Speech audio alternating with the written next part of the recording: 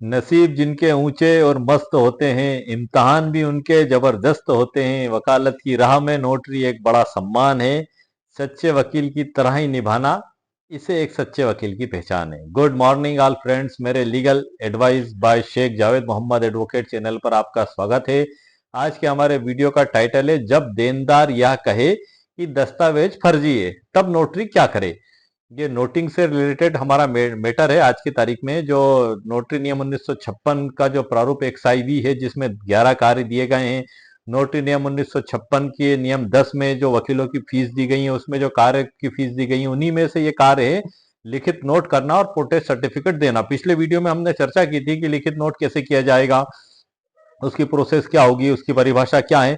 लेकिन जब मामला यह आ जाता है कि यदि पक्षकार जिसने प्राइमरी नोट, वचन पत्र, हुंडी, बिल ऑफ एक्सचेंज, वो अनादरत हो गया, सामने वाले ने पैसा लेने के बाद देने से मना कर दिया, वो नोटरी वकील साहब के पास आया, नोटिंग भी करवा लिया, नोटरी वकील साहब उसके पास भी गए और उसने कह दिया कि ये तो दस्तावेज फर्जी है वकील साहब। अब वकील साहब क्या करेंगे? क्या जज बनकर फैसला करेंगे या नोटिंग करेंगे या किस प्रकार से कार्य करेंगे? इस महत्वपूर्ण टॉपिक पर हम चर्चा करेंगे।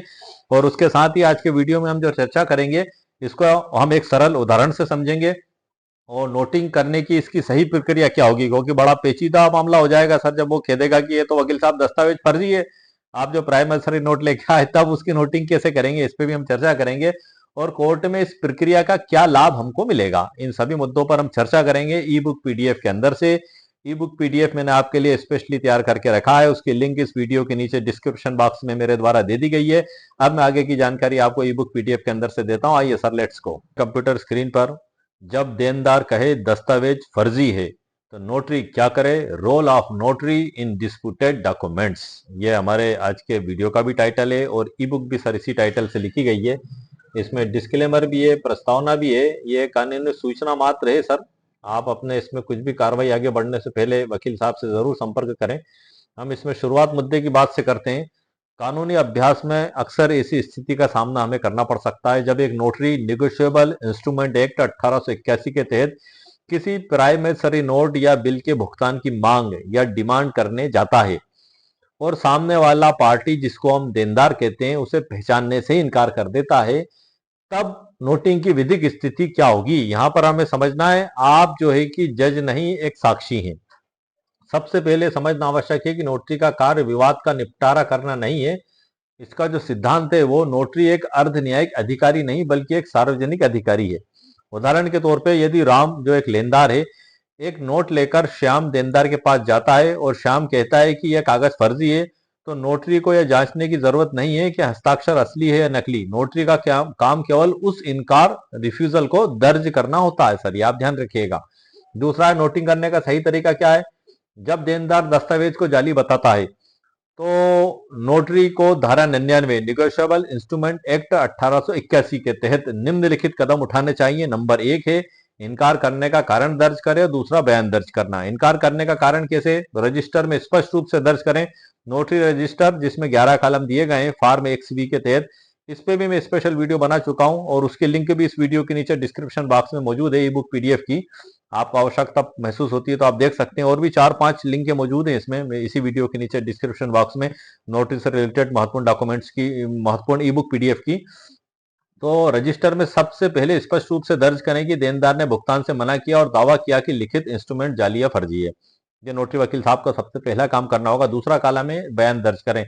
यदि संभव हो तो उस व्यक्ति का संक्षिप्त बयान या उसके द्वारा दिया गया तर्क नोटिंग में शामिल करें या भविष्य में साक्ष्य एविडेंस के रूप में काम में आता है। तीसरी स्थिति है साहब की कोर्ट में इस प्रक्रिया का लाभ क्या होगा, हम इसको भी एक उदाहरण से समझ लेते हैं। मान लीजिए मामला कोर्ट में पहुंचता है तो एक बहानेबाजी पर रोक लगेगी और विरोधाभासी बयान उसके रहेंगे। बहानेबाजी पर रोक कैसे लगेगी सर, यदि श्याम कोर्ट में कहता है कि राम तो कभी पैसे मांगने आया ही नहीं, तो आपकी नोटरी पंजी, नोटरी रजिस्टर ये साबित कर देगी कि राम न केवल आया था बल्कि श्याम ने उस समय उसे फर्जी दस्तावेज का बहाना बनाया था। दूसरी स्थिति है विरोधाभासी बयान। यदि श्याम बाद में अपना बयान बदलता है तो नोटरी की रिपोर्ट उसे झूठा साबित करने के लिए पर्याप्त है। अब इसमें हम विधिक कर्तव्य और शुल्क पे भी चर्चा कर लेते हैं कि अधिवक्ता साथियों को पता होना चाहिए कि कार्य की पूर्णता, जैसे ही आपने भुगतान की मांग की और सामने वाले ने मना किया, आपका विधिक कर्तव्य पूरा हो गया। दूसरी स्थिति है फीस का अधिकार। नोटरी नियम 1956 के नियम 10 के तहत आप अपनी निर्धारित फीस के पूर्ण हकदार हैं, चाहे भुगतान प्राप्त हुआ हो या नहीं हुआ हो। आपने आपका काम कर दिया, आप आपकी फीस उससे ले सकते हैं। निष्कर्ष है इसमें, नोटरी की शक्ति उसके कलम में है। जब आप किसी के इनकार को आधिकारिक रूप से दर्ज करते हैं तो आप उसे भविष्य में कोर्ट में झूठ बोलने के रास्ते बंद कर देते हैं। जैसे कि कानून कहता है, पहले साक्ष्य सुरक्षित करें, फिर विधिक प्रहार करें, हमला करें। तो ये सर इस प्रकार से मामला हो गया हमारा। आज के वीडियो के टॉपिक से मुकम्मल कानूनी जानकारी मैंने आपको प्रदान कर दी, और इसी से रिलेटेड कुछ महत्वपूर्ण पॉइंट और हैं, जैसे वकील का नोटिस दावा है और नोटरी की नोटिंग प्रमाण है। तो ये मैं पिछले वीडियो में इस पे जानकारी आपको दे चुका हूँ। और साक्ष्य अधिनियम का लाभ क्या होगा, ये सभी जानकारियां मैंने इसमें भी नोट करके रखी हुई है इस ई बुक पीडीएफ के अंदर। और ये जो ई बुक पीडीएफ है, इसके अंदर फॉर्म XI भी कैसे भरें, नोटरी वकील, नोटरी नियम 1956 के नियम 14 के तहत जनवरी के प्रथम माह में प्रथम सप्ताह में प्रत्येक ऑल इंडिया के नोटरी वकीलों को फॉर्म XI भी भरना जरूरी है।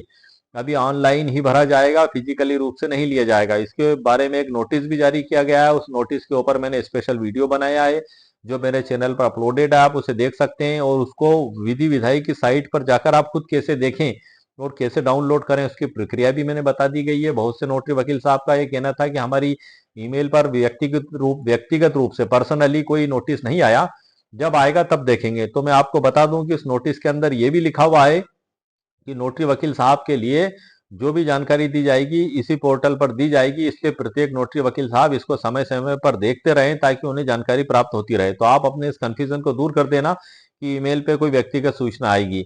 लेकिन ये बात सही है कि उस नोटिस में जो दिया है कि हम एसओपी जारी करेंगे रिटर्न जो है अपलोड करने के लिए, लेकिन अभी तक उन्होंने एसओपी जारी नहीं किया है और ना ही पोर्टल पे कोई ऐसा ऑप्शन ओपन किया है कि हम वहां पर अपलोड करें। तो इंतजार करने के अलावा कोई रास्ता नहीं है। बहुत से वकील साहब ये भी कह रहे हैं कि हम ईमेल के जरिए भेज दें, तो भेज सकते हैं सर आप ईमेल के जरिए भी।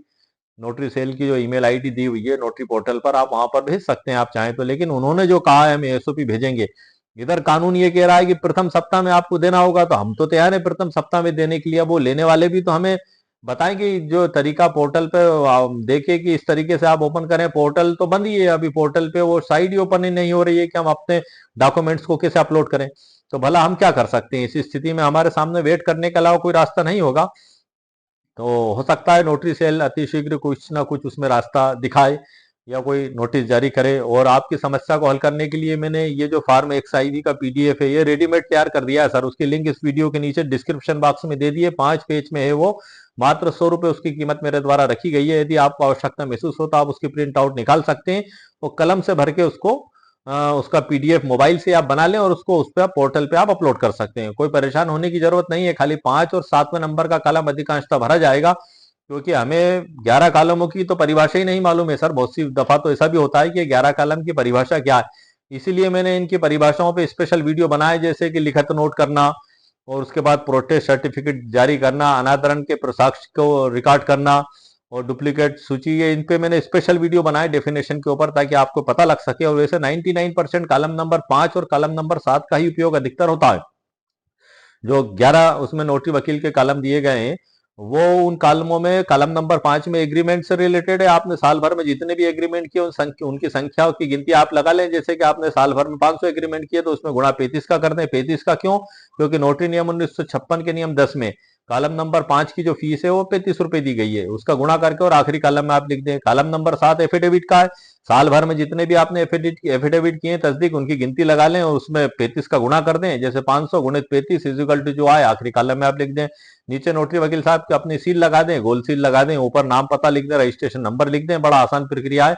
ये फॉर्म पीडीएफ रेडीमेड आपको प्राप्त कैसे होगा, किस प्रकार से दिखेगा, उसको भी मैं सर आपको वीडियो में दिखा देता हूँ। फॉर्म को किस प्रकार से दिखाई देगा स्क्रीन पर, ये वही फॉर्म पीडीएफ है जो हमें हर साल जनवरी माह के प्रथम सप्ताह में भरकर देना है। और पुराना रजिस्टर क्लोज करना है, पुराना रजिस्टर रसीद कट्टा भी हमें बंद कर देना है और नया रजिस्टर और नया रसीद कट्टा हमें चालू करना है। ये फॉर्म XIV है, 2 पेज में हिंदी में। मैं आपको बता दूं, ये पेज नंबर 1 है और ये पेज नंबर 2 है। बस मात्र 2 पेज में है ये। 5वां और 7वां कॉलम अधिकांशतः 99% इसी का उपयोग होता है। उसके बाद इंग्लिश में भी मैंने सर लिखा हुआ है, इसको पीडीएफ में बनाया हुआ है। चौकोर खाने मैंने स्पेशली बनाया सर अलग से, ताकि आपको कलम से लिखने में आसानी हो सके। इंग्लिश में 3 पेज में है, आप देख रहे हैं ये ये रेडीमेड है सर, उपलब्ध है आपको। इसकी लिंक इस वीडियो के नीचे डिस्क्रिप्शन बॉक्स में मौजूद है। आप जैसे ही क्लिक करेंगे तो ई बुक डाउनलोड का ऑप्शन दिखेगा, वहां पे लिखा हुआ दिखाई देगा आपको ई book PDF XIV form 5 page में ऑनली। वहां पे आप जैसे क्लिक करेंगे लिंक पे, तो आपके सामने भुगतान का ऑप्शन आएगा। जैसे ही आप 100 रुपए का भुगतान करेंगे तो आपकी ईमेल आईडी पे डाउनलोड के मैसेज के रूप में आपको प्राप्त हो जाएगा। डाउनलोड पे आप क्लिक करेंगे, आपके मोबाइल में डाउनलोड हो जाएगा, मोबाइल कंप्यूटर स्मार्टफोन पे डाउनलोड हो जाएगा। वहां से आप इसकी फोटोकॉपी करा लें। फोटोकॉपी कराने के बाद आप चाहें तो आपके सभी साथी अधिवक्ताओं को भी दे सकते हैं। तो वो कोरा फॉर्म है, कलम से आपको भरना है, अपलोड कर देना है, तो ये सभी के लिए आसानी हो जाएगी। टाइपिंग का खर्च भी बचेगा, आपका समय भी बचेगा, अशुद्ध होने का जो डर रहता है कि इसमें कोई अशुद्धियां आ सकती हैं, उससे भी आप बच जाएंगे। आपको जब आवश्यकता हो साल में, जब भी आवश्यकता हो, हमेशा आपके लिए फार्म मिले इस वीडियो के नीचे, और दूसरे और भी वीडियो हैं 5-6, उन सभी के नीचे आपको हमेशा प्राप्त मिलेगा। तो ये सुविधा, ये सेवा मैंने आपके लिए एक रेडीमेड तैयार की, और इसी फार्म का उपयोग मैं खुद भर के सर भेज रहा हूँ वहां पे। अब मैं भी पोर्टल के इंतजार में ओपन में कि पोर्टल किस प्रकार से ओपन होगा। और आज का वीडियो जो मैंने बनाया है, जो जानकारी मैंने आपको दी है, उसकी ई बुक की लिंक भी इस वीडियो के नीचे डिस्क्रिप्शन बॉक्स में मेरे द्वारा दे दी गई है। 199 रुपीज कीमत इसकी मेरे द्वारा रखी गई है। यदि आपको आवश्यकता महसूस होता है, आप इसको भी खरीद सकते हैं। मेरे कई व्यूअर्स ने मुझसे अक्सर ये कहा है कि सर आप जो भी वीडियो बनाएं तो उसका पीडीएफ आप जरूर उपलब्ध कराएं। तो ये सर पीडीएफ में स्पेशली आप लोगों के लिए बनाता हूं, ताकि यदि आपको ऐसा लगता है कि हमें इसका रिटर्न रूप भी चाहिए, तो आप इसको वहां से खरीद सकते हैं। वैसे मैं अमूमन 100% जानकारी मेरे वीडियो के अंदर दे देता हूं, लेकिन उसके बाद भी यदि आपको ऐसा महसूस होता है कि आपको आवश्यकता है, तो आप इसको खरीद सकते हैं। मैं उस ई बुक पीडीएफ के अंदर से जानकारी खास तौर से इसलिए देता हूं, ताकि वीडियो देखने के दौरान आप उस ई बुक पीडीएफ से परिचित भी हो जाएं कि आखिर इसमें लिखा हुआ क्या है। आप जो इसमें लिखा हुआ है, आप जो देख रहे हैं, यही पीडीएफ आपको सर वहां पे प्राप्त होगा। तो उम्मीद है सर आपको आज का वीडियो पसंद आया होगा। कि जब देनदार ये कह दे कि दस्तावेज फर्जी है, तो नोटरी वकील साहब क्या करें। इस वीडियो पे मैंने आज मुकम्मल कानूनी जानकारी आपको प्रदान कर दी है। उम्मीद है आपको मेरा वीडियो पसंद आया होगा। मेरे वीडियो को आप लाइक भी करें, शेयर भी करें और सब्सक्राइब भी करें। ओके, शुक्रिया, थैंक यू सर।